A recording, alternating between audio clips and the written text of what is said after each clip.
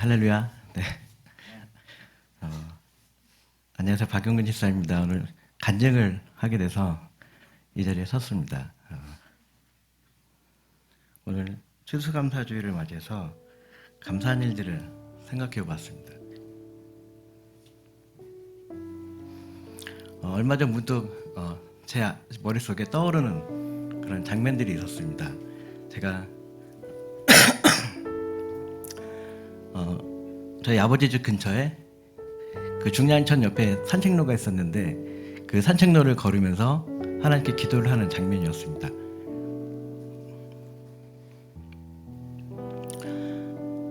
근데 그 장면이 떠올랐을 때 저는 굉장히 창피하고 하나님께 죄송하고 그랬습니다. 왜냐하면 그게 그 하나님께 기도를 했던 그 기도가 그 하나님께 간절하게 구하는 그런 기도가 아니고 투정하는 기도였습니다. 그러니까 지금까지 한 번도 제 기도를 응답해주지 않으셨는데 이제 지금이라고 제 기도를 들어주실까 그런 서운한 마음으로 하나님께 투정을 부리는 거였습니다. 그게 뭐였냐면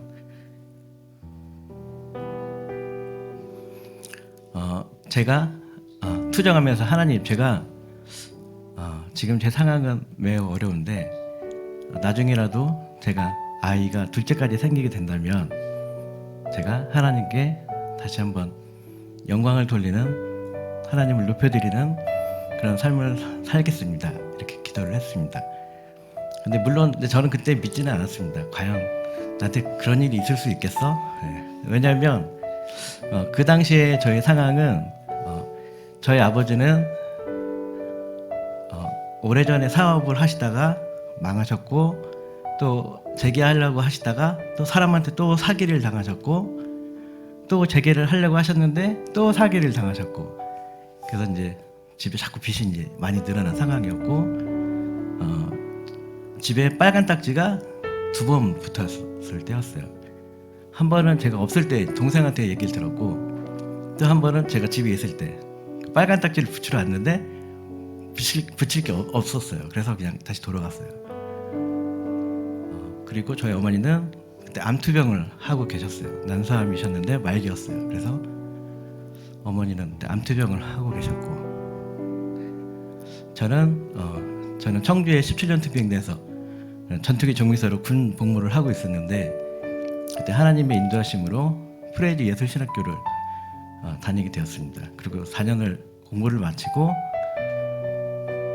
이제 어떻게 하나님께서 길을 열어주실까를 기도하면서 기다리고 있었는데 따로 이렇게 인도하심은 없었어요. 계속 이렇게 실망만 많이 생기고 이렇게 따로 인도하심은 없었습니다. 그래서 그때 제 생각 저희 집안은 빚이 많고 아버지는 매일 소주로 하루하루를 살으셨고 저희 어머니는 하루하루 죽어가고 계셨어요. 저는 하나님에 대한 실망이 컸죠. 그래서 괜히 제대했나? 그냥 살걸? 뭐 이런 생각을 하면서 되게 하나님에 대한 원망이 너무 컸고 그래서 저는 그때 알았어요. 노력하지 않으면 사랑을 할 수 없다는 것을. 그냥 가만히만 있으면 계속 서로가 서로를 원망하게 되고 그냥 가만히 있었는데 서로가 서로를 싫어하고 미워하게 되고 증오하게 되고 그래서 사랑을 하기 위해서는 열심히 노력해야 되고 끊임없이 서로를 배려해야 하는구나라는 걸 그때 알았습니다. 그리고 나서 어느 날 너무 이제 마음이 갑갑하고 그래서 제가 중량천을 따라다니면서 이제 산책을 하면서 기도를 했습니다. 하나님 지금 상황은 망한 것 같습니다. 그때 막 이생망 이런 말이 유행이었는데 제가 이제 정말 망한 것 같습니다. 그래도 하나님께서 예전에 저에게 많이 인정받게 하셨고 축복받게 하셨었는데 이제 저는 망한 것 같습니다. 그때 제가 30대 중반이었는데 아직 계산을 해봤는데 더 이상 재개할 수 있는 가능성이 없었어요. 결혼할 수 있는 가능성도 없었고 왜냐하면 저희 집은 완전히 망했었고 또 저희 어머니는 투병 중이어서 계속 돈이 더 많이 들어가야 되는 상황이었고 저는 마이너스인데 이제 제가 버는 소득은 다 집에 들어가야 되는 상황이었고, 그래서 제가 계산을 해봤는데 제가 잘 살 수 있는 확률은 없었어요. 그래서 난 틀렸구나. 그래서 하나님께 그때 그런 기도를 한 것 같습니다. 하나님, 자살은 하지 않겠습니다. 하나님께서 태어나게 하셨으니까 제가 신앙적인 양심으로 제가 자살은 하지 않겠습니다. 하지만 하나님께서 원하신다면 그냥 이렇게 살겠습니다. 그래도 마지막에 그래도 하나님께서 한 번만 더 저를 돌아봐 주셔서 제가 아이가 둘째까지 생기게 된다면 제가 하나님을 다시 높여드리는 그런 삶을 살고 싶습니다. 이제 거의 불가능한 얘기죠. 제가 결혼을 해야 되고 첫째를 낳아야 되고 둘째를 낳아야 되니까 거의 불가능한 얘기인데, 그래도 제 삶 속에 마지막 희망 같은 희망사항이었어요. 설마 되겠어? 이런 마음으로.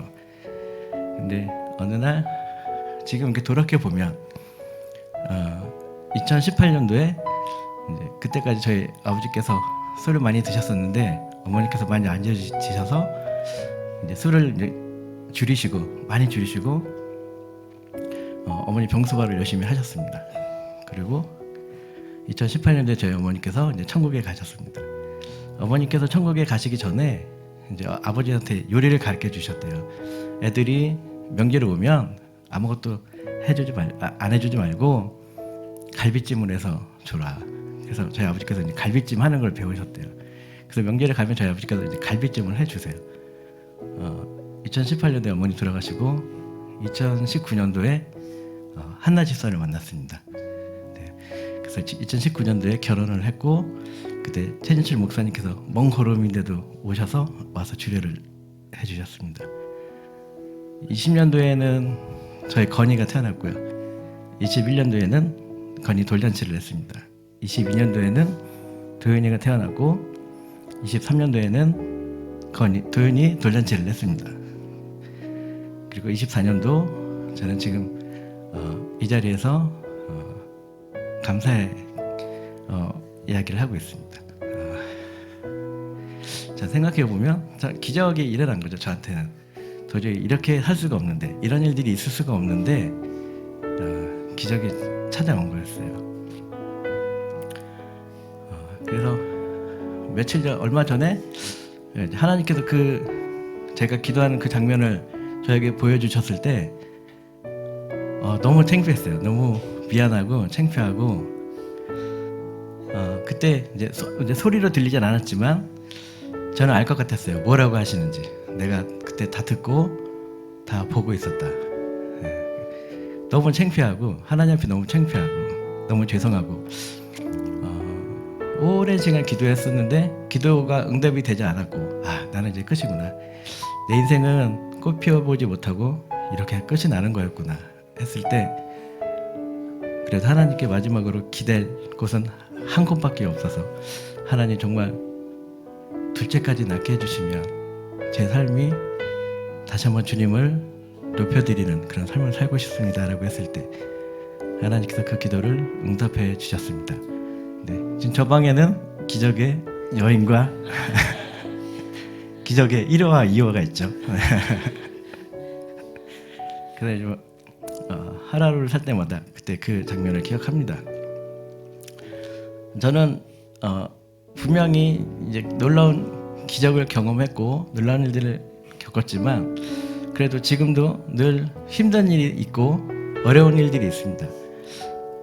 이제 저는 그때 하나님 앞에 기도했던 그 마음으로 이 시간 또 다시 한번 기도를 하는데, 저는 하나님께서 그런 마음을 주셨어요.